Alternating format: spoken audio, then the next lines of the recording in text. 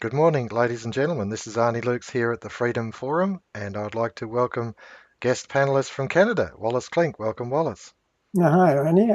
We're doing well. We're just emerging from our tiny little mini winter that we've had for the last about a week, I guess. It looks like we're moving into more pleasant times now, Okay, weather-wise.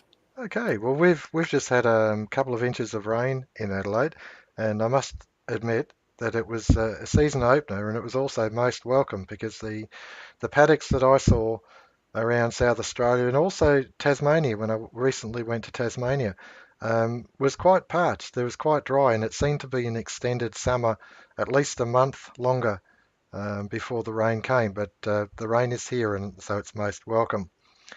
Um, okay, today's subject, I wanted to talk about dogma. I wanted to talk about dogma, and I think it's most important when we discuss Marxism that we actually have a look at the philosophy behind Marxism. Don't think that it's not a religion. It is a religion, dialectical materialism. And if you read the works of Marx and Lenin, you'll see that they always refer back to this philosophy that's behind it. So you can't say that it's not a philosophy or a religion. It is, and most importantly, Christianity is a religion, and it also has a dogma. And so these particular, if you like, declarations I lay on the table from the start. Now, I wanted to just make reference to some books I've placed some essays I've placed in the library. And so I'll bring it up here. The ALOR library, this is our Australian League of Rights. On the right, drive there, you go to library, and then you come down to Dorothy Sayers. And I've placed 5 essays here. 1, 2, 3, 4, 5. Her work, and it's to me it's most profound because in the third essay there, it's called Creed or Chaos, and really all of those essays come in the form of a booklet, a book that I was reading, written by her, called Creed or Chaos, but it's actually a compilation of her essays. Now the dogma, the things that you actually place as being a profundity, a profound belief, it's the anchoring point of your faith or your religious belief. Now, I'm not going to talk too much about Marx in a sense, I'm going to touch on it, but what I do want to talk about is the some of the dogma that the Christian faith has. Now, the Christian faith teaches that we are a God is a trinity. God is a trinity, the Father, the Son, and the Holy Spirit.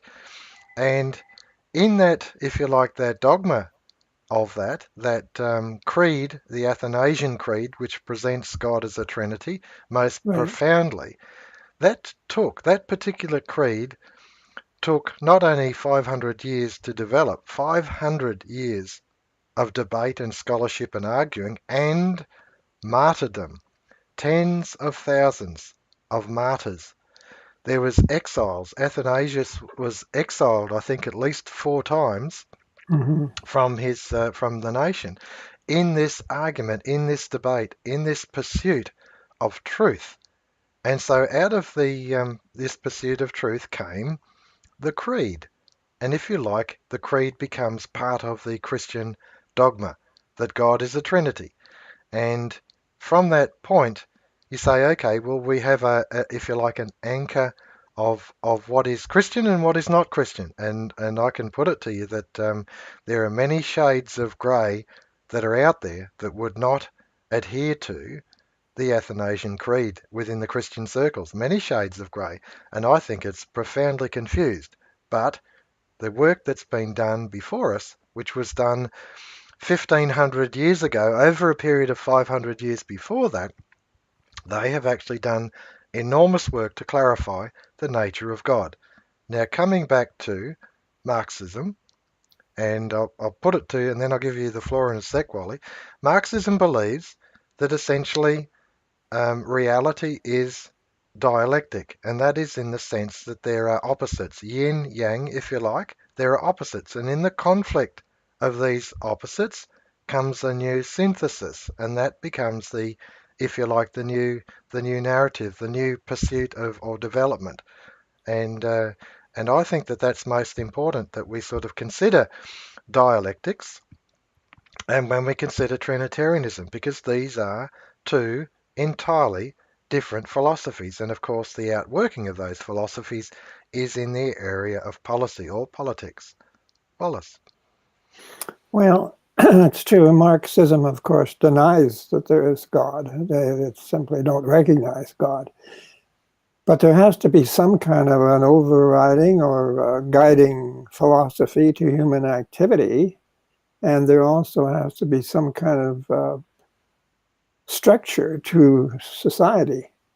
And if you don't recognize any kind of an external set of principles, then of course you have to devise your own. And if you devise your own, then you will be the ones who will be dictating what those principles are. And so, from a dialectical standpoint, the Marxist is attempting to achieve a position of power whereby they can impose their particular philosophy. It is a philosophy of life on the rest of society. And the dialectics are the mechanism, or the dialectic is the mechanism which they use in order to try and concentrate power. That's what they use in order to try and set forces in opposition to each other so that they can capitalize or take advantage of the destruction that takes place through this process of constant friction, and so it's their strategy. That is what the dialectic is, and I think that I can't understand it myself because it seems totally irrational. I mean, you look at the universe, you see that it seems to operate according to various amazing laws, principles, and it would seem odd that there aren't principles of association, which would also apply from an external source to human society, to human relationships. So it seems to me that Marxism is a attempted coup to try and literally seize power over society. And if you look at Marxism in practice, I think that that's exactly what it has been demonstrated to be, because they have taken dictatorial powers and they have taken very, very inhumane or inhuman measures to establish their power and their position.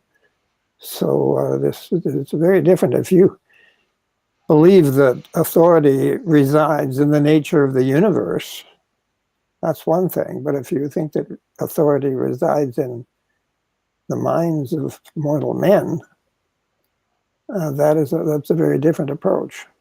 Mm.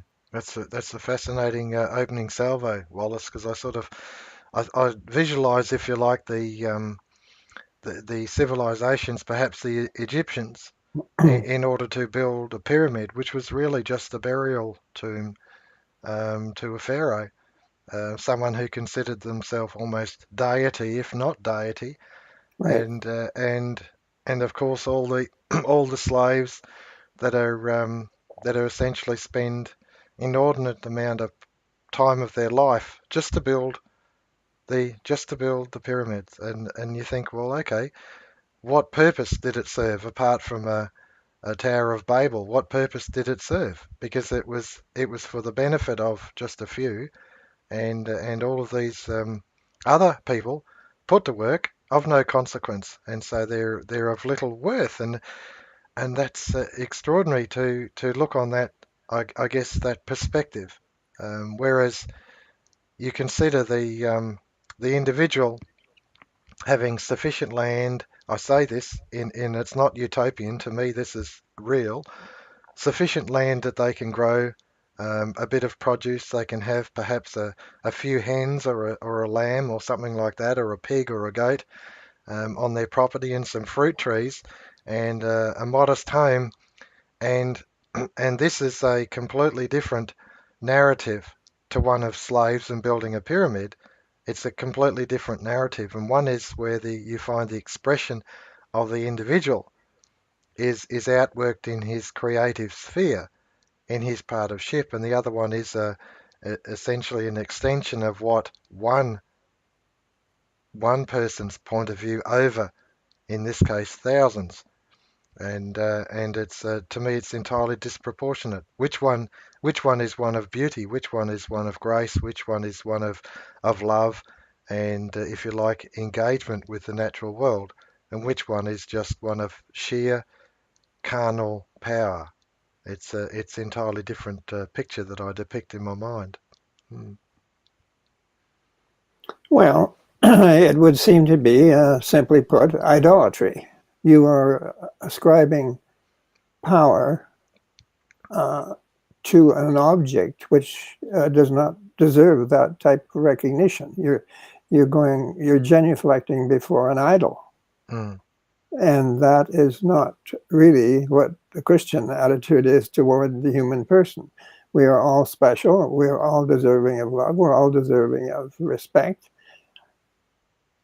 as you. And I think it's a totally different approach. One leads to tyranny. One leads to dictatorship. The other leads to an open and free society where everyone respects everyone else and people are allowed to seek their own destiny and, as Douglas said, build their own utopia without having somebody else impose a utopia upon you. mm, In mm, other words, it's freedom. And that's right. freedom stands for the expansion of the human mind, the human personality, the human soul. And that is what gives breadth and depth and beauty to the whole thing. Mm, I wanted to just touch on something here because our audience may consider that I've actually diverged, but I want to actually bring us back to this, if you like, this dialectic, the dialectic dogma of the Marxist, and how we get caught in a trap by engaging in the narrative in a language that's actually not real. And I wanted to, you've touched on something that's most profound, and that is that on a scale you have tyranny on one end, and on the other you have individual freedom and responsibility on the other. And that really is a scale of power um, vested in the individual, or vested, if you like, in the state or the tyrant, one spectrum to the other. Now, in the course of association, of, if you like, the Marxist position. They speak of the left, they speak of the right, they speak of the male or the female, the Me Too, the feminist, they speak of the left or right of politics.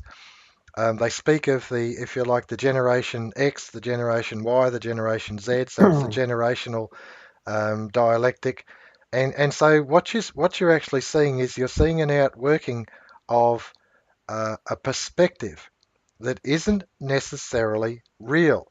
It's not necessarily real. Now, I'm just going to define the left and the right of politics. The left and the right of politics, as I understand it, the history of the left and the right was from the French Revolution.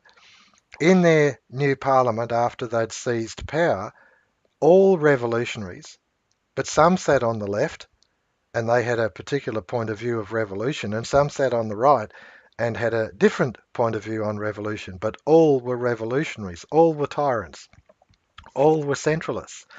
And and so if we enter in the, if you like, the political discussion, and we say I'm from the left or I'm from the right, you get confused about it. And there is no decentralized perspective. There is no freedom for the individual in it. You're actually always talking about revolution. Now, another, for instance, is perhaps the Me Too or the feminist movement. The argument or the debate or the antagonism is between the male and the female, to the detriment of family, to the detriment. So you're either a feminist or you're a misogynist or whatever word it is, and you've got this conflict going on. Whereas what happens is that if you're actually for the family, you don't even enter into the discussion. So we get caught out by discussing things from a perspective, a dialectical perspective. And I think that's really, really important because when you come back to the Trinitarian perspective, if you like, you want to speak in Christian terms, you don't talk about the male and the female. What you talk about is you talk about mutual love and cooperation. You talk about family.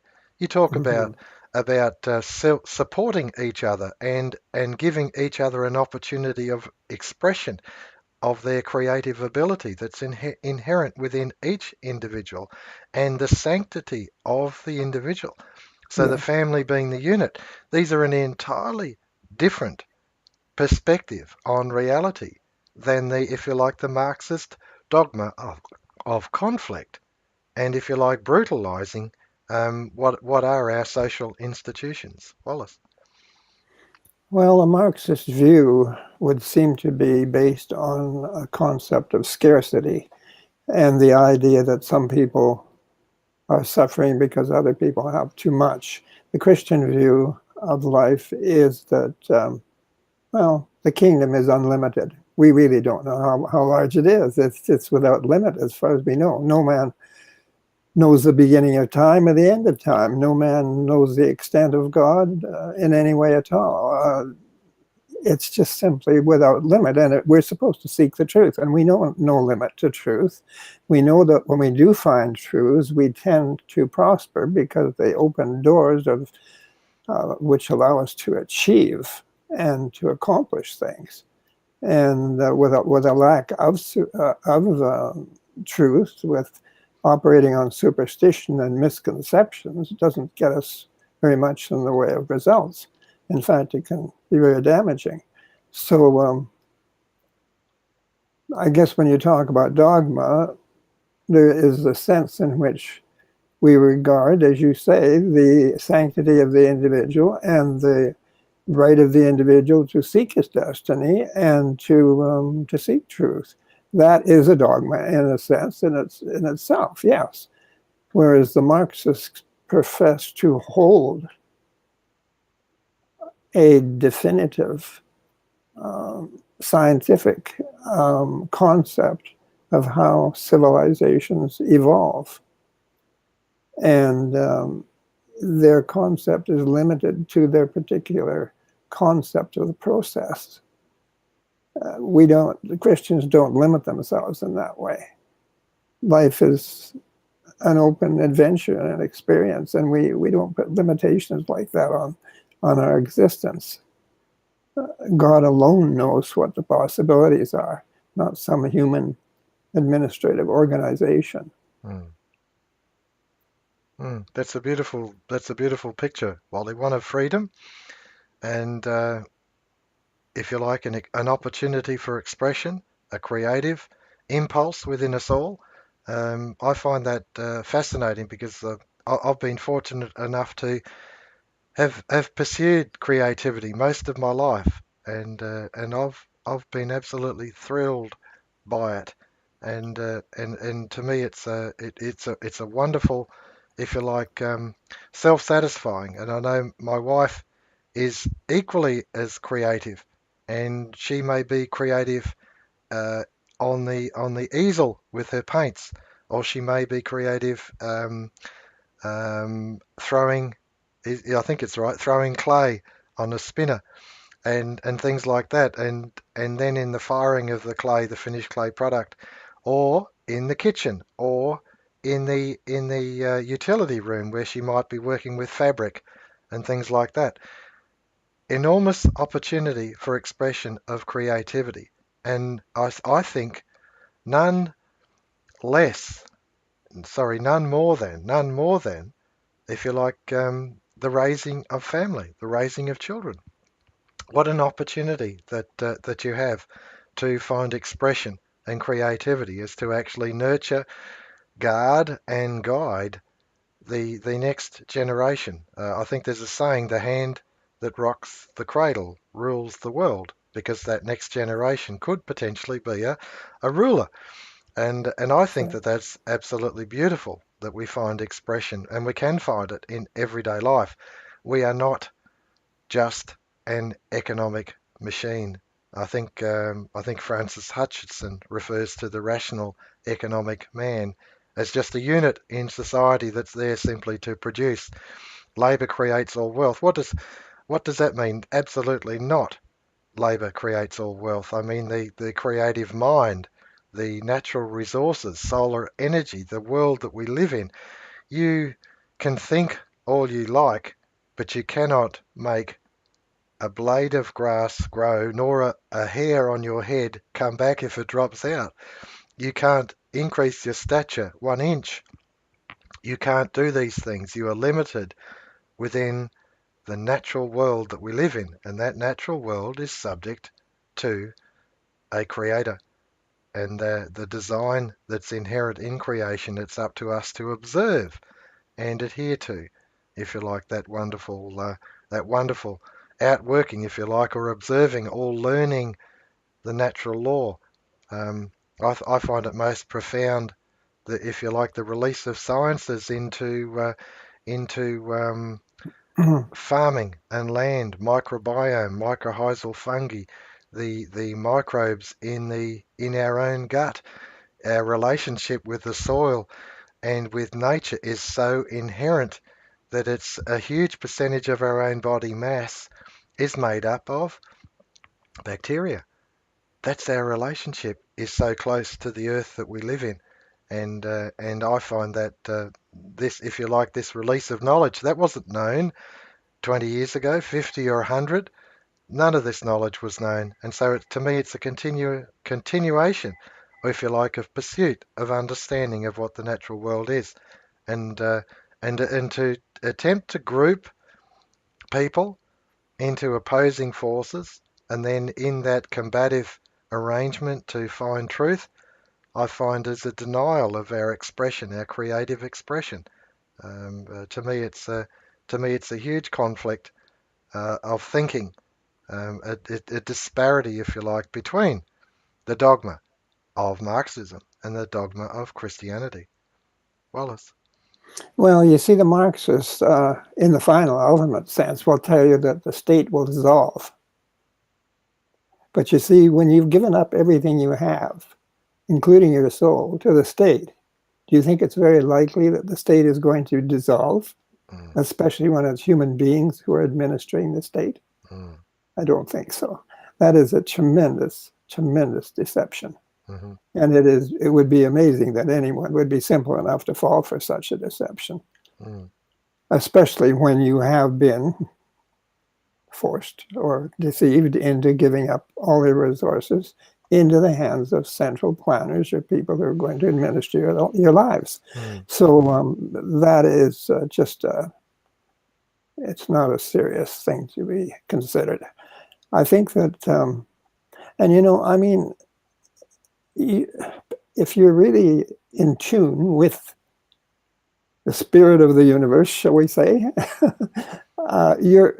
you have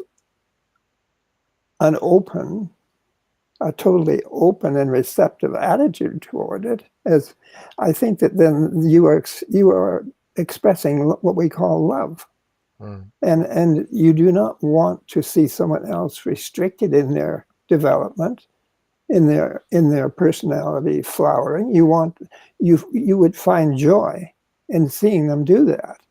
You're not going to be jealous. You're not going to try to keep to yourself or restrict to yourself various things. You're going to be happy to see these things spread and to see people simply flower out as human beings and personalities, because you know that contributes to the overall richness of life. mm, And surely that is the meaning of existence. There can be no other there can be no other meaning to it of any significance, of any consequence. mm. I recently, as I mentioned before, Wallace, I placed those booklets, those essays by Dorothy Sayers, and I'll just go over to them again because to me to me, and especially this one that you've reminded me of, and this is in the other six deadly sins, and I'm gonna recommend it to our audience because I think that it's most profound what Dorothy Sayers is saying.